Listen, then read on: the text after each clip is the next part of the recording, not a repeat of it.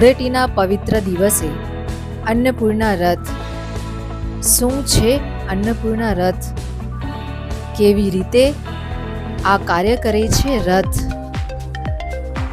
અન્નદાન મહાદાન એવી એક સેવા કહેવામાં આવે છે, અને તેમાં પણ એ સેવા દર્દીઓ માટે કરવામાં આવે છે, જેને દર્દી સેવા પ્રભુ સેવા તરીકે કહેવાય છે.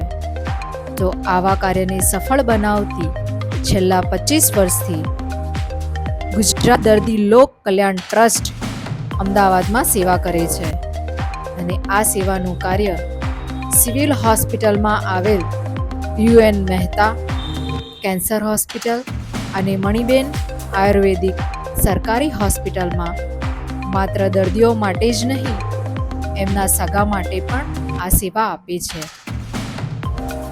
આ સેવા સહાયના સંદર્ભે ધૂળેટીના પર્વ નિમિત્તે USA રહેતા ઉર્વશીબેન રમેશભાઈ અમીન તરફથી રિક્ષાનું લોકાર્પણ કરવામાં આવ્યું હતું, જેથી દર્દીના સગા સુધી જલ્દી અને વધુ ટિફિન પહોંચાડી શકાય.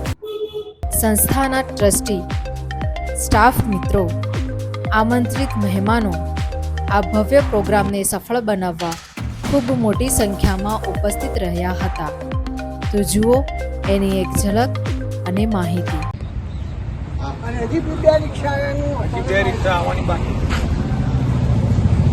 આ સંસ્થા દ્વારા સિવિલ હોસ્પિટલના દર્દીઓની સાથે જે સગા રહેતા હોય એમને જમવાની જે અગવડ પડે છે એ અમારા સંસ્થાપકો બળવંતભાઈ વ્યાસ, અરવિંદભાઈ સાહેબા, એ વડીલોએ, અનિલભાઈ આપણા પટેલ જે આપણા ઉદ્યોગ મંત્રી હતા એ એપોલો, એ આ બધાએ સાથે મળી અને એક શરૂઆત કરી.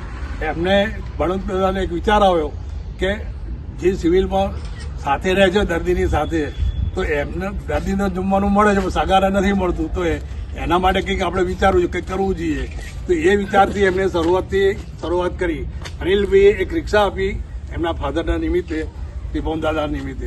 એક રિક્ષાથી શરૂઆત કરી હતી. શરૂઆતમાં તો સાયકલ ઉપર 15 ટિફિનો આપતા હતા, પછીથી એક રિક્ષાથી ટિફિનો વધ્યા, 100-150 ટિફિનો હતા શરૂઆતમાં. તો એમ કરતાં કરતાં પ્રચાર પ્રસારથી, બધાના સહયોગથી, દાતાઓના અને ગાયત્રી પરિવારનો સહયોગ, પછી બીજી સંસ્થાનો સહયોગ, એ સંસ્થાઓએ એમના કાર્યકર્તાઓના ઘરે દરેક જ્યાં અલગ અલગ રહેતા હોય સોસાયટી ફ્લેટમાં ને વાત કરીને અમારી બહેનોએ ઘેર ઘેર ફરીને ટિફિન નોંધી અને આજે દરરોજના 700 જેટલા ટિફિન આ સંસ્થા થઈ છે.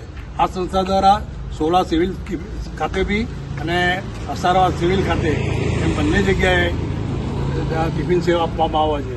એની સાથે સાથે દર બુધવારે કેન્સર હોસ્પિટલમાં વિનામૂલ્યે શીરો, જે ડૉક્ટરોએ ભલામણ કરી છે, પૌષ્ટિક આહાર છે, જે શુદ્ધ ઘી અને દૂધ અને એમાંથી બનાવવામાં આવે છે, ને એ દર બુધવારે એ શીરો બી આપવા સંસ્થા દ્વારા આવે છે. એની સાથે સાથે સંસ્થા દ્વારા ભણતા વિદ્યાર્થીઓના એને ફૂલસ્કેપ ચોપડા, નોટબુકો એ બી આપવામાં આવે છે. એ સાથે જે મધ્યમ વર્ગના કુટુંબો છે એમને જે અનાજની ઓછી આવકવાળાને તકલીફ છે, તો લગભગ 300-350 માણસો દર વર્ષે એક વખત સંસ્થા દ્વારા અનાજ વિતરણ કરવામાં આવે છે. એમાં ઘઉં 50-60 કિલો જેટલા ઘઉં, 25-30 કિલો જેટલા ચોખા, તેલનો ડબ્બો, પછી ગોળ, પછી મસાલો, આ બધું અન્ય વસ્તુઓ આપવા સંસ્થા દ્વારા આવે છે. એમાં સંસ્થા અંદાજે 25 લાખ રૂપિયાનો વર્ષે એ બી ખર્ચો કરે છે. આ બધું સંસ્થાની સાથેના ટ્રસ્ટીઓ, કાર્યકર, સ્ટાફ મિત્રો અને દાતાઓ અને જે આપણા હિતેચ્છુઓ છે એના દ્વારા આ સંસ્થાનું કાર્યક્રમ ચાલે છે. આ સંસ્થા એક સેવાના સમર્પણના ભાવથી કામ કરી રહી છે અને એને સંસ્થાને સ્થાપકોના આશીર્વાદ સાંપડી રહ્યા છે. આજે 25મા વર્ષે બી આ સંસ્થા સૌના સહયોગથી કાર્ય કાર્યરત છે. નમઃ પાર્વતી પદે હર હર મહાદેવ હર.